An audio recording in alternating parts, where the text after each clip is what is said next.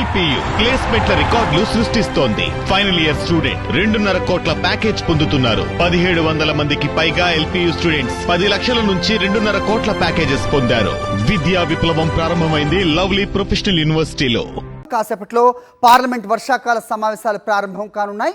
Operation Sindoor పై చర్చ జరగాలని విపక్షాలు పట్టుబడుతున్నాయి.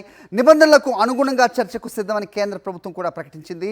ఏపీలో అక్రమ అరెస్టుల వైనాన్ని పార్లమెంట్లో ప్రస్తావించనున్నారు వైఎస్ఆర్సీపీ ఎంపీలు. ఏపీలో క్షీణిస్తున్న శాంతి భద్రతలు, అక్రమ అరెస్టుల అంశాన్ని వైఎస్ఆర్సీపీ ఎంపీలు పార్లమెంట్లో లేవనెత్తనున్నారు. వెంకటేష్, చెప్పండి, ఏంటి అప్డేట్స్? ఇవాళ వాడివేడిగా చర్చ మొదలయ్యే అవకాశం ఉన్నట్టుగా కనిపిస్తోంది. ముఖ్యంగా పహల్గామ్ మీదే ఫోకస్ అన్నట్టు అధికార విపక్షాల ప్రకటనలు చూస్తే అర్థమవుతోంది. మరోవైపు వైఎస్ఆర్సీపీ రాష్ట్రంలో నెలకొన్న ఈ పరిస్థితుల్ని పూర్తిగా వివరించే అవకాశం కూడా ఉన్నట్టుగా చూస్తున్నాం. ఏంటి మీ దగ్గర ఇన్పుట్స్?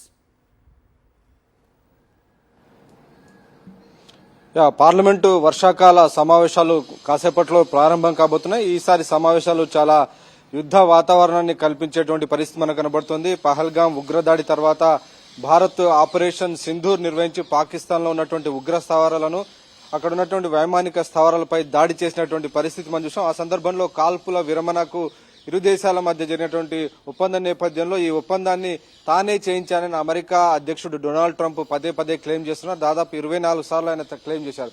సో ఈ నేపథ్యంలో ఈ అంశంపైన చర్చకు విపక్షాలు పట్టుబడుతున్నాయి.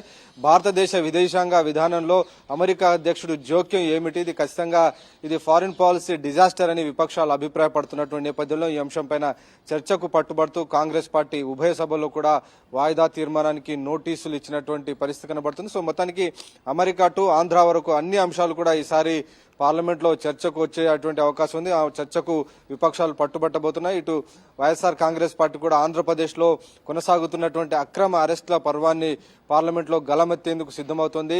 కార్యకర్తల నుంచి నాయకుల వరకు వైఎస్ జగన్మోహన్ రెడ్డిని, వైఎస్ఆర్ కాంగ్రెస్ పార్టీని దెబ్బతీసేందుకు ఆంధ్రప్రదేశ్ లో తెలుగుదేశం పార్టీ పోలీసు వ్యవస్థను ఉపయోగించుకుని అక్రమ కేసులను బనాయిస్తున్నటువంటి వ్యవహారాన్ని పార్లమెంటు దృష్టికి తీసుకొచ్చేందుకు ఎంపీలంతా కూడా సిద్దమవుతున్నారు. నిన్న ఈ మేరకు అఖిలపక్ష సమావేశంలో ఈ అంశాన్ని ఇప్పటికే ప్రస్తావించినటువంటి సందర్భాన్ని మనం చూసాం. డెఫినెట్ గా ఈ సమావేశాలను కూడా చాలా వాడి వేడిగా జరగబోతున్నాయి. ఒకవైపు పహల్గాం ఉగ్రదాడి, ఆపరేషన్ సింధూరు, వాటితో పాటు కొన్ని ముఖ్యమైనటువంటి బిల్లులను కూడా ఈసారి ప్రభుత్వం తీసుకురాబోతుంది. జన్ విశ్వాస్ బిల్ అంటే ఈజ్ ఆఫ్ డూయింగ్ బిజినెస్ ను ప్రమోట్ చేసేందుకు రెగ్యులేషన్ ను తగ్గించే దిశ ఒక బిల్లు తీసుకురాబోతుంది. అలాగే ఇన్కమ్ ట్యాక్స్ సంబంధించినటువంటి కొన్ని బిల్స్ తీసుకురాబోతుంది.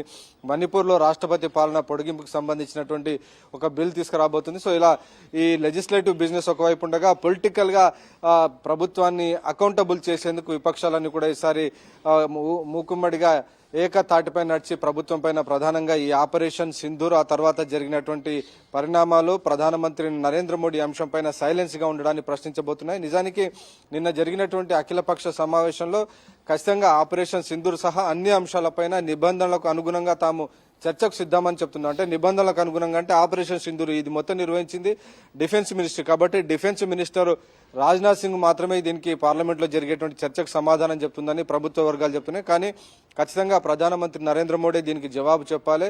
అమెరికా అధ్యక్షుడు పదే పదే ప్రకటన చేస్తున్నటువంటి నేపథ్యంలో దీనిపైన డెఫినెట్ గా ప్రధాని తన మౌనం వీడాలని వారు డిమాండ్ చేస్తున్న నేపథ్యంలో సో ప్రభుత్వం ప్రధానమంత్రి నరేంద్ర మోడీ సమాధానం ఇస్తారా లేదనేటువంటి ఒక ఉత్కంఠ అయితే కనిపిస్తుంది.